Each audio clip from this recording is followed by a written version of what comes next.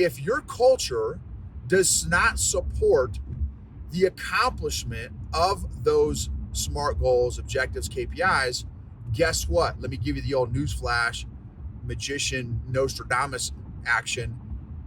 Your organization will not accomplish those goals because the culture does not support the objectives. Welcome to the EQ Gangster podcast, where you will learn practical tools to grow your mental and emotional health and intelligence to be the best version of yourself, both at work and at home. It is real, raw, and transformational. The journey of emotional growth isn't easy, but it's worth it. I believe in you.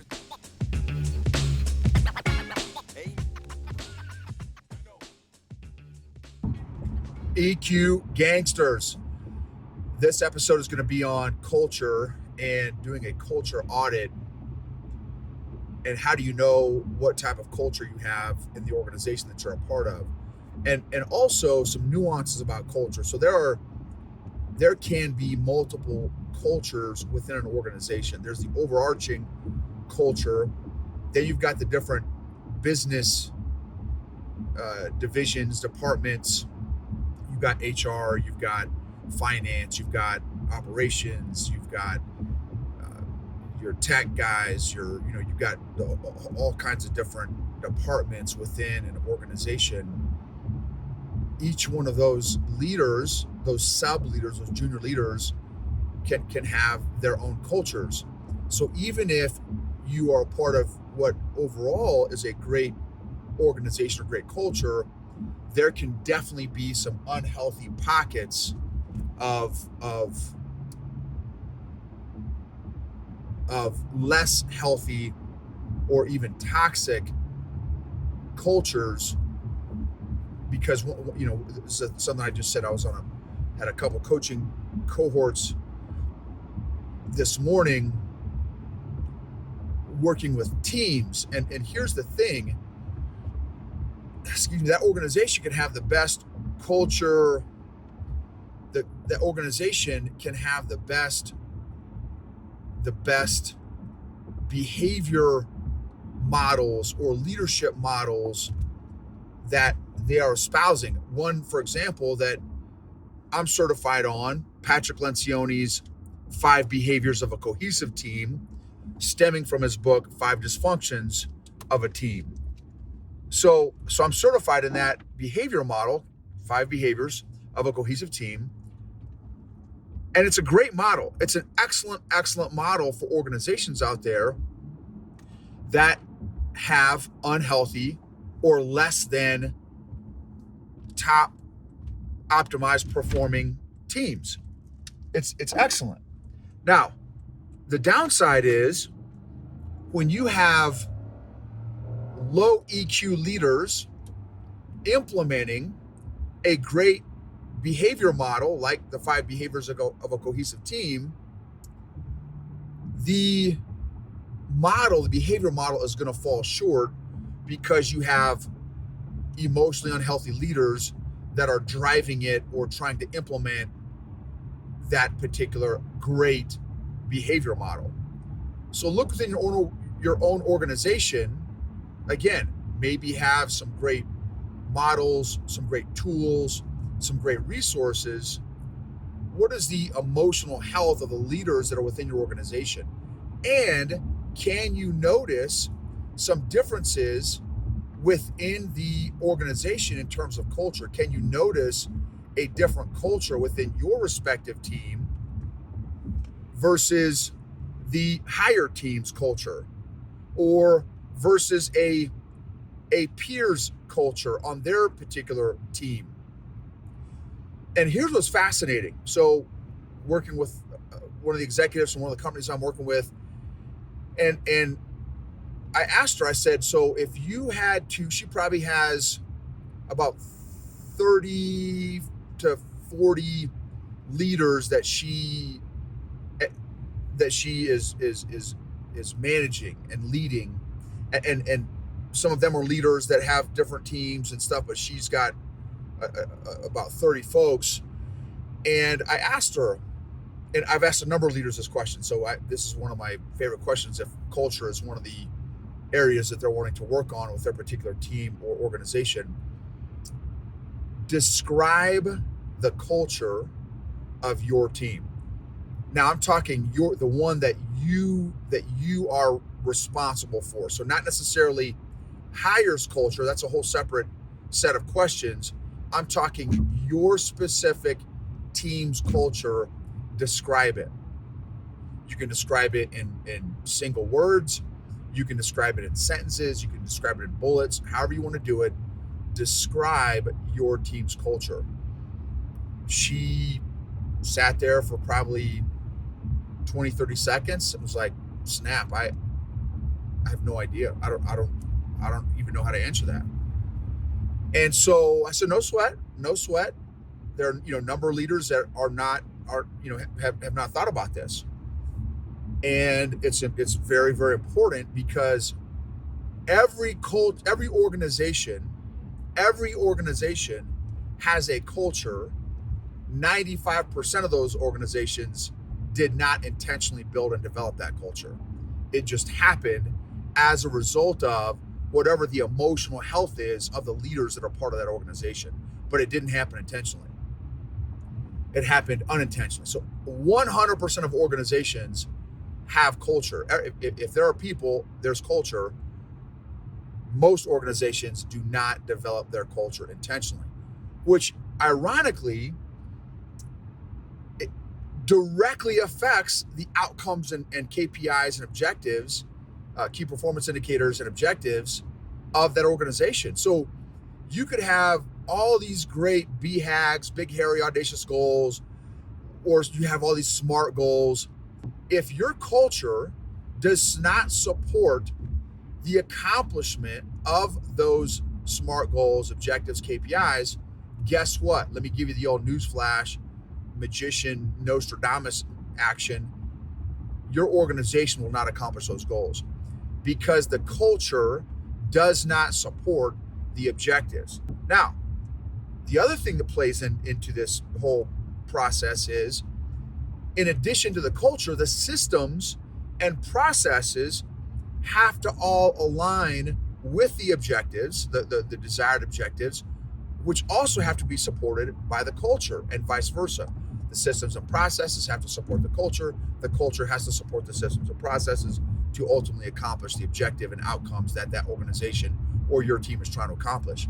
So if you were to describe your team, how would you describe the culture of your team? Here's another. So the next question I asked was, okay, so you don't know where it's at right now. No sweat, no worries. And again, she is definitely not a minority. She is a majority of people that have no idea how to accurately assess what their culture is. So this is not to dime her out. It's just to bring up the point that many leaders do not have any idea what their actual culture is and whether or not their culture supports their goals and their business objectives. So the next question is, okay, so let's do this then. What if you had to describe the desired culture that you're wanting to accomplish? How would you describe it? How would you describe your ideal best case scenario culture within your team? And I gave her, 5 minutes to kind of, I shut myself up and stopped my video camera, muted myself, and just let her work for 5 minutes to give her time to kind of think through what her initial thoughts are. And I told her, I said, look, don't analyze it a bunch. I just want to know your initial, just vomit your thoughts out. As they pop up, write them down. Don't analyze and assess. That's for down the road.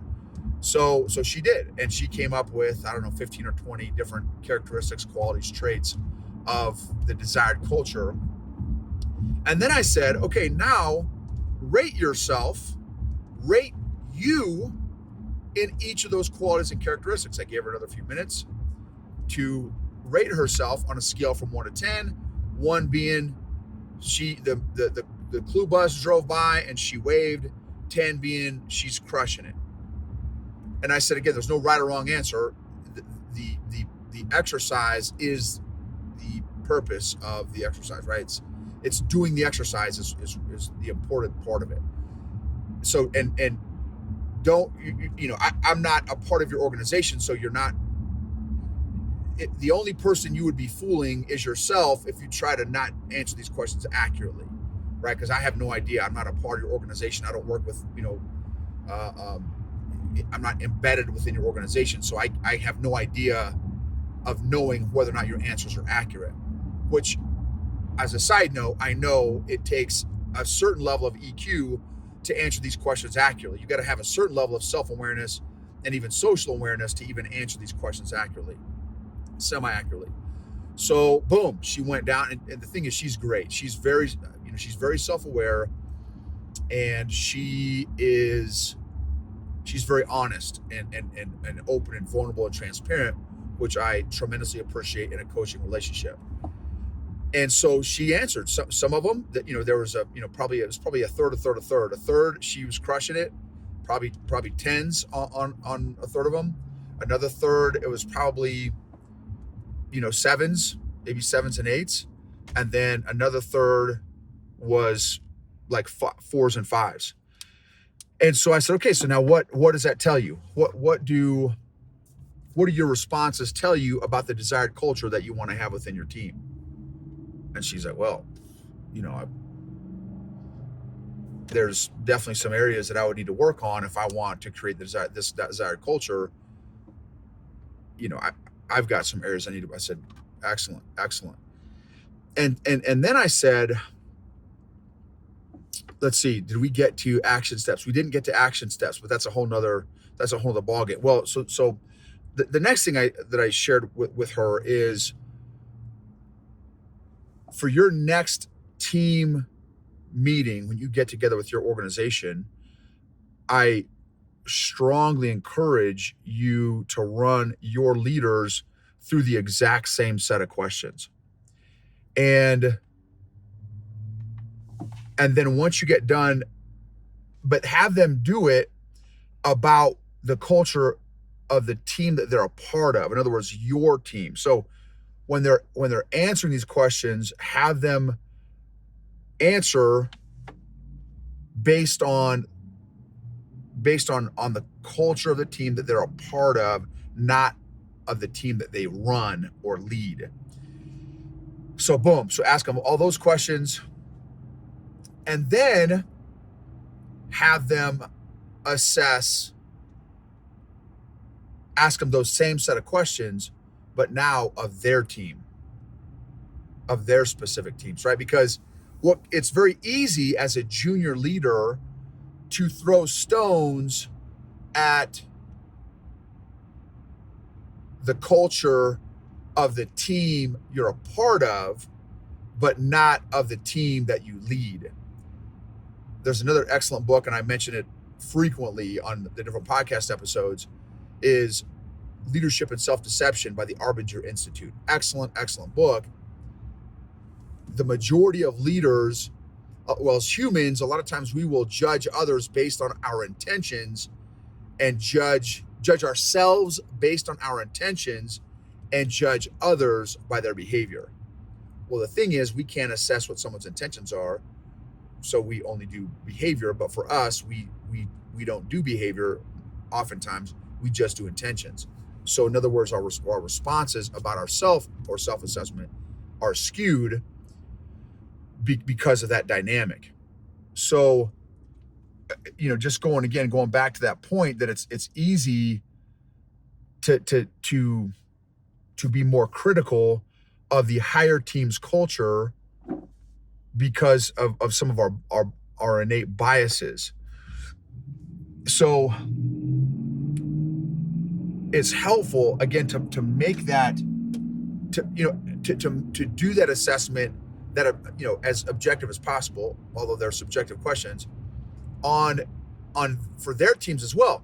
And then to have their leaders on the teams that are on their team, is getting a little confusing, do answer these questions also, so they can get, it's almost like a 360, right? You're doing your own 360 assessment, but specifically in the area of culture.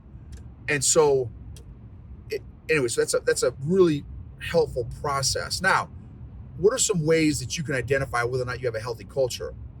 Here's some tangible things. What is your attrition? What is your retention? What is your burnout rate? How many people call in sick or sick? How many mental health days are people taking? How much leave or that kind of thing are people taking? Now, not that mental health days and leave are not important. 100% they're important. It would be helpful to understand why or the frequency, right? So for example, if every single leader on your team is maxing out their sick days, their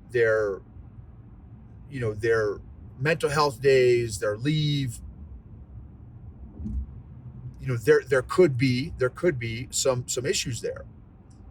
Again, turnover, right, which is attrition and retention, right? Turnover is big. Burnout rate is, I think I've already mentioned, right? Burnout rate of leaders is big. Complaints, conflict, how much drama, how often is conflict happening? And there's a big difference. There's a spectrum of conflict. Is it unhealthy, unproductive conflict, or is it healthy, productive conflict? Conflict that leads to stronger, deeper relationships and, again, desired outcomes and results. So a number of different ways that you can tell.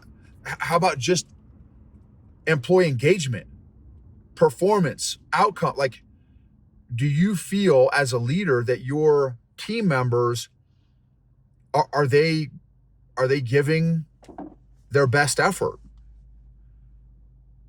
Are they doing the minimum? Is the minimum amount of work happening? Like, pay attention to some of these trends. You may want to capture some of those different areas. Again, how much conflict is happening, how frequently, how intensely, what are the consequences? How about communication? How is communication within your organization? Is it free-flowing and open and transparent? Is it guarded and siloed? So a number of different areas there to determine whether or not your culture is humming, is operating to its full potential. And again, if not, from my perspective, what I would want to assess and determine is, what is the emotional health and emotional fitness of the leaders within that organization? Do the leaders have a fixed mindset? Do the leaders have a growth mindset? Are leaders growing? That's another excellent question to assess culture. How do you know that you are growing as a leader? How do you know your fellow peer leaders are growing? How do you know your senior leaders are growing? What is the proof of growth? I like to talk about a lot. What is the proof of growth for you individually? What is the proof of growth of the leaders on your team? What is the proof of growth of the leaders above you? How do you know? What are some of those metrics that you're using to assess and determine your own growth? And maybe some of those can apply to the rest of your organization, the rest of the culture of your team as well. A lot of thoughts on culture. I want to get some of that stuff out to you all. For you all, what do you all think is important? How do you determine whether or not your culture and organization is healthy? Now, let me go back to be a little bit more specific.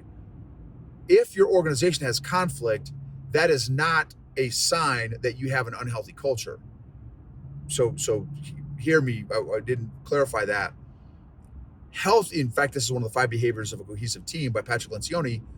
The second rung on the pyramid of growth for a healthy culture and team is healthy, productive conflict.